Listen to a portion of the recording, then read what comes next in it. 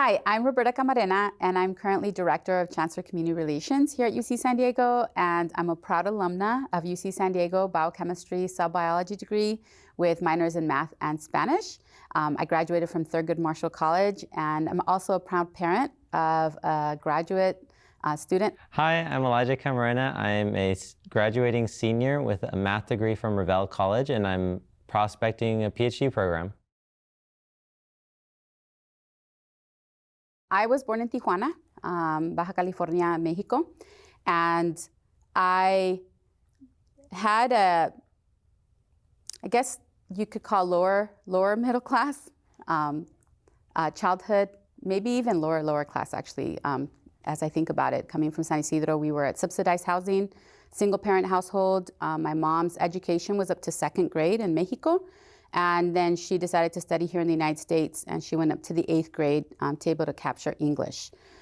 So I would say that her encouragement and support for us, myself and my siblings, to go on to university was highly emphasized. However, we didn't have the resources at home, right? She didn't have the experience of going to college, so I was a first-gen student. Everything was our first. And as I started getting involved in school and started moving up in my academics, I found that I had myself to turn to, and I had to use the resources around me to be able to succeed academically and socially in my environment. San Isidro is a border town, so everybody, regardless of where you're from originally, ends up speaking dual languages, both English and Spanish. And if they come from like Iraq, then they speak 3 languages. If they come from the Philippines, they end up speaking 3 languages. So I was fully bilingual growing up, and I just really loved our community because we still were able to experience what was important in Mexico and all the cultural aspects, as well as be able to now capture a new culture here in the United States. Well, it helps when your older sister comes to UC San Diego. So my sister Eva had come to UC San Diego before me as a computer science degree. And as I visited the campus, I honestly just felt at home. I felt like UC San Diego was a place that would welcome me, support me, encourage me, and where I would thrive. So let's go back to the 90s, because I actually applied when it was a hard copy application, in which case you had to get the application from your counselor, take it to the post office, all filled out. And when I was in high school, I wasn't necessarily encouraged to apply to 4-year directly. Even though my sister had come here, I was encouraged to go maybe seek out community college. And so I didn't apply on time. On the day that the applications were due, my sister came to my house and was like, "Did you get your application in?" And I was like, "No." So we quickly filled it out, ran it to the post office, and we were literally 2 minutes late at Midway to the post office that closed at midnight. So obviously I didn't get admitted, and I did go to community college, but I think that fate has a way of just working out things, right? I met my husband who tutored me in calculus. He was a student there as well. And then I transferred to UC San Diego, and it was a little bit difficult, I'm gonna be honest with you, because like I said, as I was originally a math major, I didn't find myself in the arena of having other mathematicians that would help me through the process. And so I submitted my application by, again, walking it over to the post office and waiting to see what the end result would be. I get teary-eyed even right now just thinking about it, because it was something that, although, as I mentioned, my sister had come to UC San Diego, because I'd already experienced a rejection of UC San Diego, there was no surprise if they would to have rejected me again, because I really didn't understand the admissions process to start with.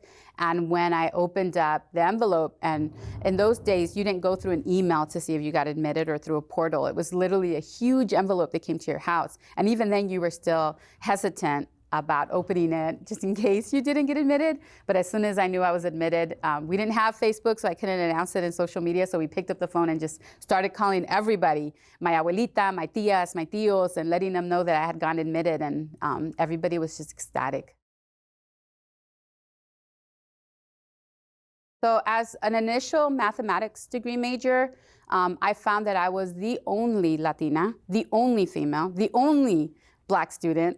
So I was the only in many capacities in my upper division mathematics classroom. So I didn't find that community that I needed.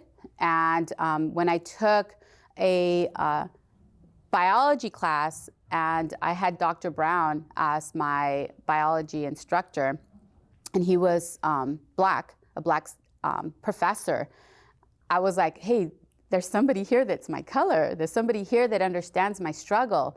And so just with that, I sought him out a little bit more, and I took a course called Methods of Inquiry, which helped me to understand how I best learn.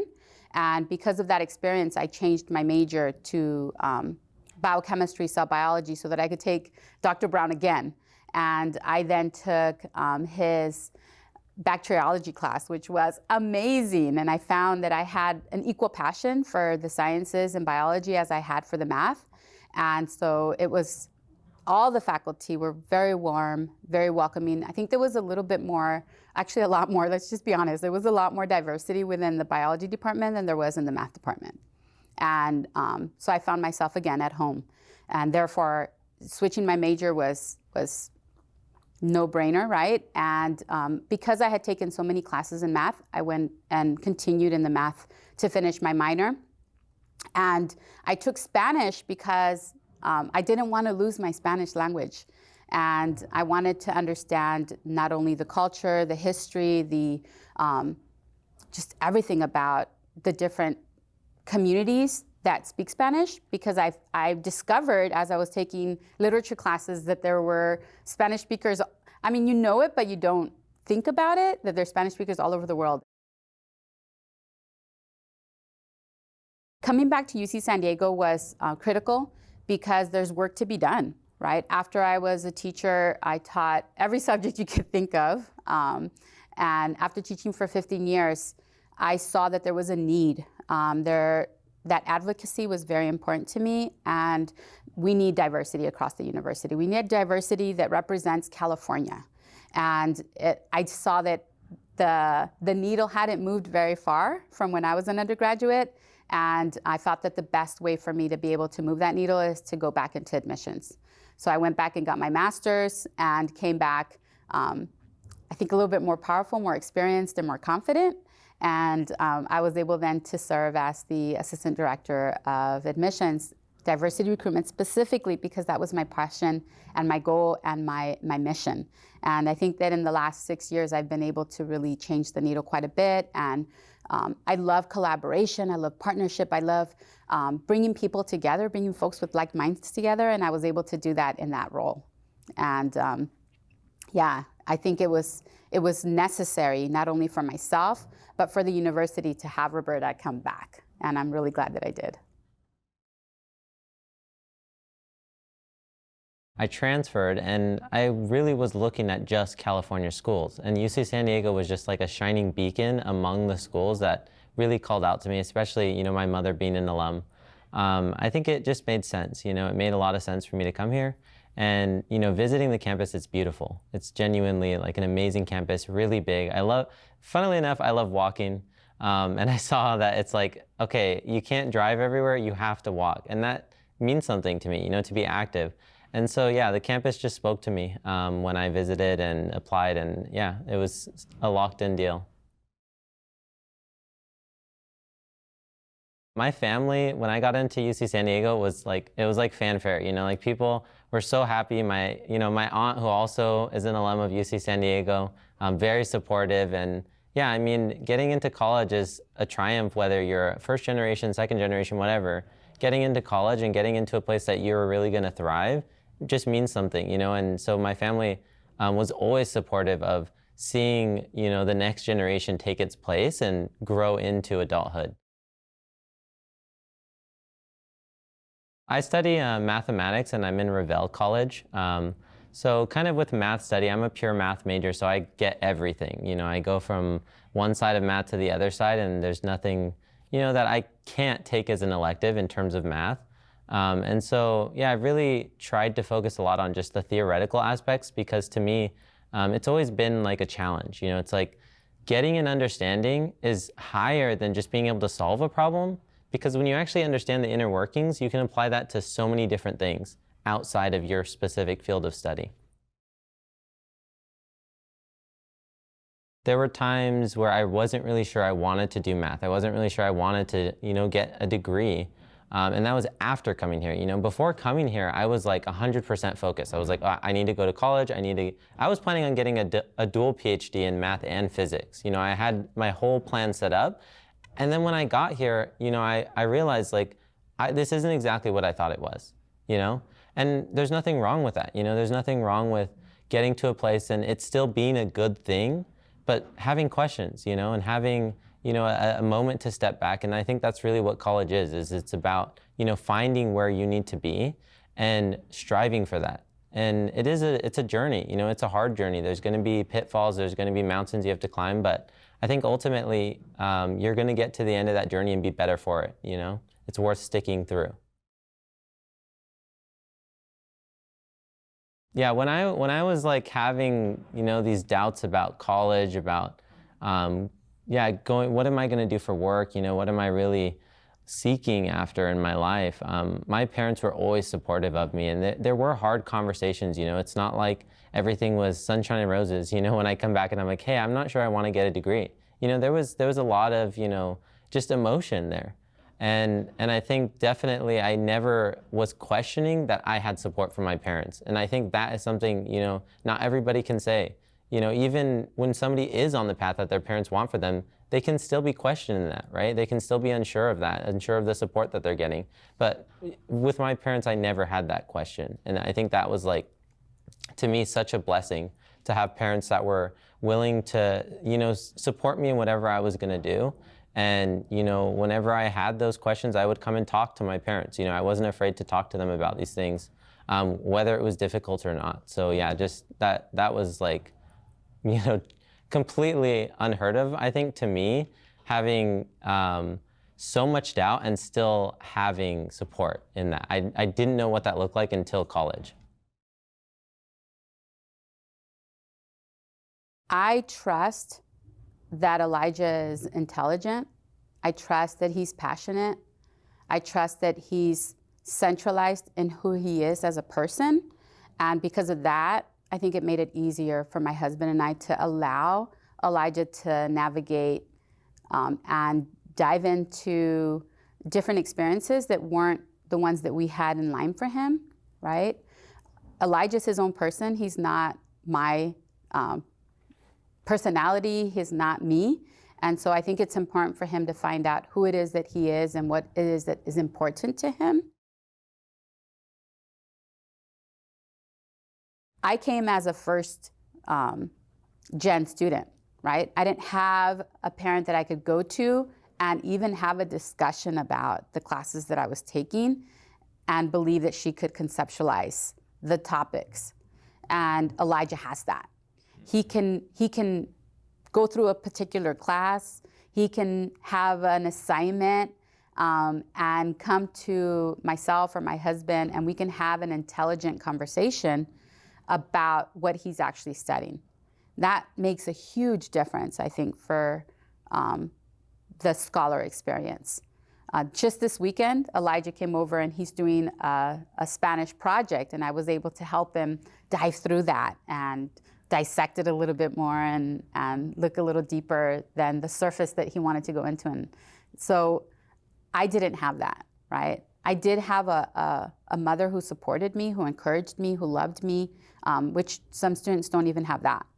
But I didn't have an academic at home that I could go to and have conversations with about the topics that I was learning about, right? And I think that makes a big difference. Yeah, I definitely want to echo what you just said about having that, just level of support that is to the depth that it is. Because having conversations about everything that I'm talking about, everything that I'm going through, everything that I'm experiencing, I can talk, and communicate that. And it's like, oh, I get it. I get what you're going through. I get what you're saying, and it's not often that you have people who you can just trust with anything. You know, you can talk to them about anything in your life and you can have a conversation. You know, it's not just you pouring it out, but it's like you get feedback, you get assistance, you get, you know, support in a way that, yeah, just not having an understanding there, it would be hard, it would be difficult. Yeah, definitely having support, I would say, is kind of a defining factor for me. I definitely would not have pursued this campus if I didn't have the support of my parents. You know, I just don't think it would have happened. And it's not to say that I wouldn't be capable of it, but I wouldn't want it in a sense. You know, it's like I wouldn't be seeing the possibilities if not for the support of my parents and kind of lifting me up so that I could strive for more. And so I think that's where, yeah, having my parents both very educated, very intelligent, and very driven people behind me to lift me up is just like amazing. And yeah, it's an experience I cherish. Being multi-generational Tritons is huge. When I was an undergrad, I was on a really, really tight budget. And I'm sure that for students or families or community that visits our bookstore, the prices there can be a little outside of budgets, right? Especially if you're in a tight budget. And so I would look at the bookstore only when they had sales. And they had a spring sale, they would have a winter sale. And I went during one of those times where they had a sale and they had a sweatshirt that said UCSD Mom. And that was before we had our UC San Diego branding, right? So everything was UCSD. And I bought this sweatshirt for my mom and proudly gave it to her. I saved it. I got it in spring and I saved it for 6 months to give it to her for Christmas. And she wore it with this just huge pride. And I have pictures with her wearing it. And my mom, as I mentioned, is very supportive, very sensitive, and very keen. Even though she may not know differential equations or derivatives, she definitely understands the value of community. And so she saved that sweatshirt. She put it aside and put it in a little box and she tucked it away. And she had vision beyond my vision. And when Elijah got admitted to UC San Diego, she took out that sweatshirt. And for Christmas, I get emotional because she gave me that sweatshirt. And so I got to wear that sweatshirt now as a UC San Diego mom. And I got to wear it with pride. And yeah, it was a beautiful moment. It still is obviously emotional for me. Yeah, just that to me is like, you know, being able to be a fulfillment of that dream, you know, fulfillment of generational, just like passion and just all of that work that was put in to lift us up, you know, the next generation. Just it took so much behind that I didn't see, you know. Like me being a kid, when you're a kid, you play and you don't know what your parents did to get you those toys. You know, being a kid, you don't know what your parents did to get you access to the things you have access to. You know, all the food that you get to eat, whatever, you know, whatever it is. But now, as an adult, I get to see that. You know, I can see and appreciate all the work, you know, that led to me being where I am. And it's, you know, more than my lifetime could bring me to this point. So yeah, I just really appreciate, you know, my generational heritage of academics and here at UCSD, it's evident. Number one, put yourself first. I think that in our society, there's a lot of opportunities to serve others, and that doesn't mean that you're not putting yourself first. What I mean by that is take care of yourself. Mental health, physical health, it's just so important. Finding community is critical. And as scholars look to universities, I always tell them, look to see if it's going to be a place that's going to support you, regardless of what you're going through in life, right? I love that here at UC San Diego, we have CAPS, we have the different centros, Raza Centro, BRC, LGBT.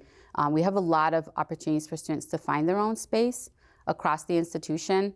And as I tell students as they're comparing different universities, to ask themselves, do they provide you the necessary support for you to thrive not just survive, not just graduate, but actually thrive as an individual, as a person across the university.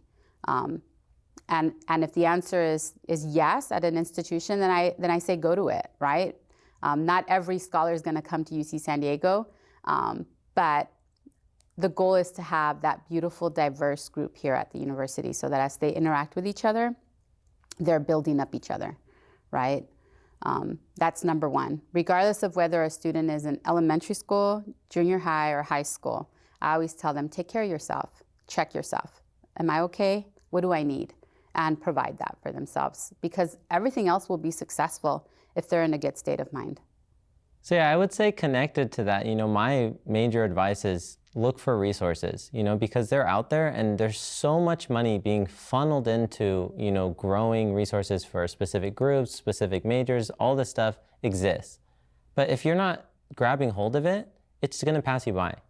And I think that's something that, to me, when I started into, college, I was like, okay, I just need to do it. I need to get through it. I need to do what I have to do. And I'm going to get there, But without having that support, I really wouldn't have been able to do it. And so I think that, take advantage of the community stuff. It's like as a transfer, they actually have things devoted to transfers. And not everybody knows that. There's the Triton Transfer Hub. There's, transfer-based organizations. You can do all kinds of stuff at UCSD just for transfers. And I think that's a blessing. It's a gift to us, but if you're not accepting it, then, it's just going to waste, at least for you, And so it's not, you don't have to get involved with everything, but do something, be part of something, and it's going to pay dividends, over the course of your life.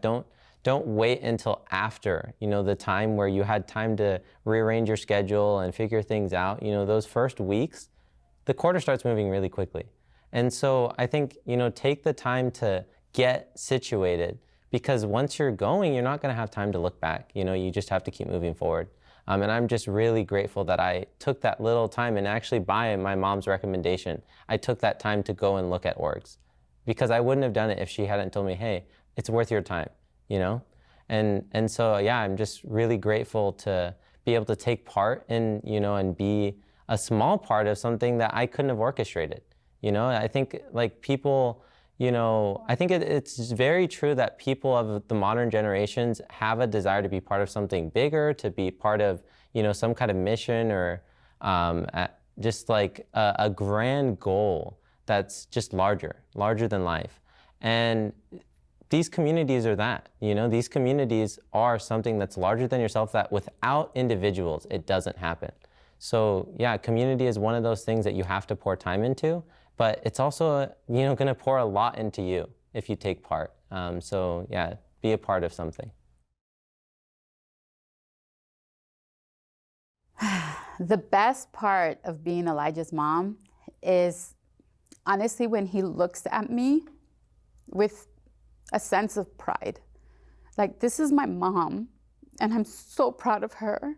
And I don't think that anyone can experience that until you experience it. To have somebody look at you as an infant and think the world of you. And as they grow, they become their own person. But as an adult, to look at you and think the world of you still, that's incredible. Yeah. You're just gonna have me in tears too. Yeah, I would say, yeah, just being the child of my mom is just, it's a blessing beyond words, because you don't get to choose. You don't get to choose who your family is. You don't get to choose where you're gonna grow up, how you're gonna grow up, any of that stuff. It's not something that you have power over. And that's your vulnerability, as a child, is your parents are everything to you, And so I'd say, with academics, the thing about academics is you can only value it in so much as you appreciate it. Having access to knowledge, understanding, information, a space to talk with other individuals, all that stuff, it's only useful to you if you use it. And so you have to know how to use it. You have to know how to really take hold of it and let it change you in the ways you need to change, and let it grow you in a way that you need to grow.